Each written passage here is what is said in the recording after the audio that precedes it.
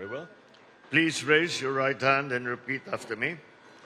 Ako ang inyong pangalan, Ako si General Torre III na itinalaga sa katungkulan bilang ang inyong katungkulan na itinalaga sa katungkulan bilang Chief of the Philippine National Police ay taimtim na nanunumpa. Natutuparin ko ng buong husay at katapatan Natutuparin ko ng buong husay at katapatan sa abot ng aking makakaya sa abot ng aking makakaya ang mga takdang gampanin ng aking bagong katungkulan. ang mga takdang gampanin ng aking bagong katungkulan. Kalinsabay nito'y nangako ako Kalinsabay nito'y nangangako ako sa ngalan ng Republika ng Pilipinas sa ngalan ng Republika ng Pilipinas na aking itataguyod at ipagtatanggol ang saligang batas ang saligang batas at tunay na mananalig at tatalima ako rito. Nasusundin ko ang mga alituntunin, mga kautosang legal, at mga dekretong pinaiiral ng mga sadyang itinakdang may kapangyarihan sa ilalim ng Republika ng Pilipinas. At kusa kong babalikatin ang pananagutang ito na walang anumang pasubali o hangaring umiwas. Kasihan nawa ako ng Diyos. Congratulations, sir. The audience may now be seated. And at this time, we will now witness the donning of ranks of the newly appointed Chief of the Philippine National Police. May we request once again His Excellency the President for the donning of ranks to our newly installed Chief of the Philippine National Police. The new rank insignia is being donned by the President of the Republic of the Philippines, together with Mrs. Patricia Gen.Torre, the spouse of our newly appointed Chief of the Philippine National Police.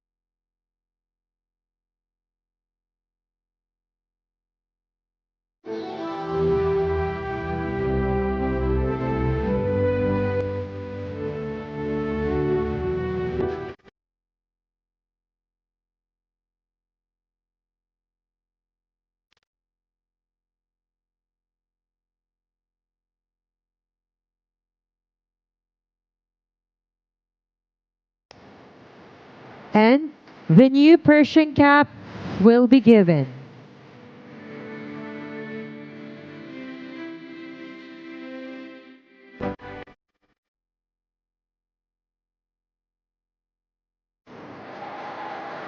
Thank you very much. And hail to the new Chief of the Philippine National Police. Thank you, His Excellency. You may now be seated. The newly appointed Chief of the Philippine National Police for his inaugural speech. Ladies and gentlemen, once again, Police General Nicolas Torre III.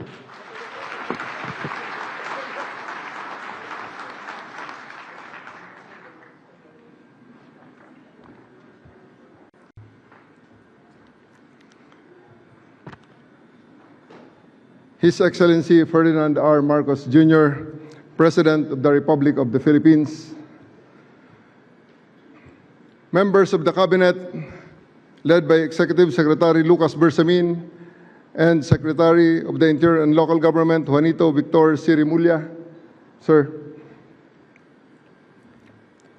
officers and personnel of the Philippine National Police, partners in uniform in the Armed Forces of the Philippines, members of the Diplomatic Corps, fellow public servants, friends and my family, my wife Jane, JP, RF, and BF, to everyone joining us from the live stream. And allow me to greet my late father, Master Sergeant Rodolfo M. Torre, 551354 PC. Magandang araw po sa inyong lahat. Today I stand before you as a public servant, humbled by the enormity of the task and inspired by the mission all of us share, to serve and protect the Filipino people with integrity, courage, and compassion. To President Marcos, sir, thank you for entrusting me this responsibility, sir. This is a position of trust, and as a duly elected representative of the Filipino people, you have my full commitment, and I will abide solely by your directive in faithful service to our nation and the strengthening of the Philippine National Police. To General Romel Marbil, sir, thank you for your service and legacy. I and the entire Philippine National Police will build on your efforts and aims to steer our organization forward, grounded in unity and guided by the principles of the rule of law. We recognize that every step we take from today is built on the foundations that you have laid. And to the Filipino people, the very reason for our existence, we, the Philippine National Police, shall work harder to earn and ensure that our communities are safe, your rights are respected, and your trust is earned. I believe that we are ready to deliver on your expectations as we had done in the past. At hindi ako nag-iisa. I stand shoulder to shoulder with the over 220,000 strong and dedicated men and women of the Philippine National Police, each one entrusted with upholding the dignity and honor that our badge represents. As your Chief of the Philippine National Police, in addition and in continuation of the legacy of General Marbil, I will lead with three core pillars. Pillar number one is in compliance to the directive of the President for swift and responsive public service. We will institutionalize a 3-minute emergency response time in major urban centers, and this had been done already during my term in Quezon City in the 3-minute response time project.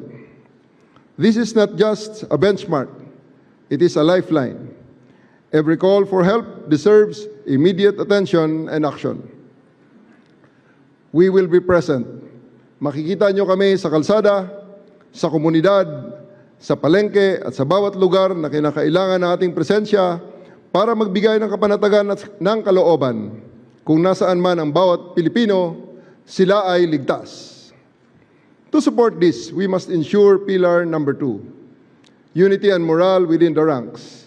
A divided force cannot defend a nation, thus we will strengthen our core from within, guided by discipline, mutual respect, and leadership by example. To our men and women in uniform, we expect the best from you in protecting others.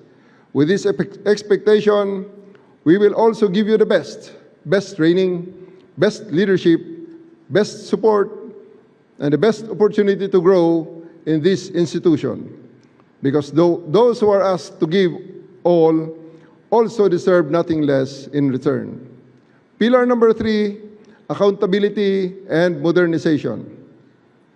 In support of the President's reform agenda and of key pillar number 1 on swift and responsive public service, we will modernize our systems, enhance our investigative tools, and adopt innovative technologies that protect rights while ensuring order. In support of these 3 pillars, I give you these 3 promises. Una, sa buong kapulisan, nandito ako at ako ay lagi niyong kasama. Sabay nating harapin ang lahat ng hamon ng ating organisasyon at sabay nating pangalagaan at itaas ang dangal ng ating uniforme. But I will ask something from you in return of this promise. Sa ilalim ng aking pamumuno, action will be rewarded. Hindi sapat ang pogi points. We will reward those policemen who will work hard on our 3 pillars. Respond to public swiftly, unite and uplift the morale of your fellow public servants, and hold yourself and others within the ranks accountable. Real talk lamang. No need for endorsements under my leadership. Appointments will be based solely on merit, and only the most competent will be entrusted with the right positions in the right places. Deliver excellence in your police work. File affidavits, execute warrants, bring criminals to justice, raise your hands in front of judges and fiscals, and provide evidence against these criminals to support their conviction, and you will be recognized and rewarded. Of course, I have to reiterate that all of these actions must be done within the ambit of the law, evidence-based, and rights-respecting. I challenge each and every member of the PNP to be louder than me, not only in words, but also in action. When you're doing extraordinary things for the people, you deserve to be heard and recognized. Mag-ubanta sa pagserbisyo nga matinud-anon. Magbinuligay kita sa aton ginahandom nga kalinong sa aton nga nasyon. Agtitinulong tayo amang sa laknib iti panggilan tayo. Sama-sama nating iangat ang watawat ng isang malinis at tapat na pambansang kapulisyan. Pangalawa, to our foreign guests and residents, we are happy that you have chosen the Philippines to be your second home. I promise that all of our laws apply equally to all, regardless of nationality. We are committed to upholding everyone's right, safety, dignity, including yours. Pangatlo, para sa bawat Pilipino, sa ilalim ng aking pamumuno, ang batas ay patas, ang serbisyo ay mabilis, at ang kapulisyahan ay karapat-dapat ng inyong tiwala. Hindi nyo na kailangan pang pumunta sa kung saan-saan at hindi namin kayo pagpapasapasahan at ang PNP na lamang ang inyong maging sumbungan ng inyong mga hinaing, lalong-lalo na ng paglabag ng inyong karapatang pantao. Tulungan nyo kaming tulungan kayo. We acknowledge your active partnership in creating the bagong Pilipinas we all dream of, at buong puso kaming nagpapasalamat. Huwag kayong bibitaw at manatili sana kayong katuwang sa pagtaguyod ng kapayapaan at kaayusan ng ating bayan. We will strengthen our partnerships with the public so we can better understand local needs and respond to them with empathy and precision. Today marks more than a beginning. It is a defining moment. Thus, let us seize it with unwavering courage, grounded in humility and a relentless commitment to serve the Filipino people with honor, excellence, and integrity. Maraming salamat po. Mabuhay ang pambansang pulisya, mabuhay ang bagong Pilipinas, mabuhay ang sambayanang Pilipino, at sa bagong Pilipinas, ang gusto ng pulis, ligtas ka! Maraming salamat po. Thank you very much and congratulations, Police General Nicolas Torre III.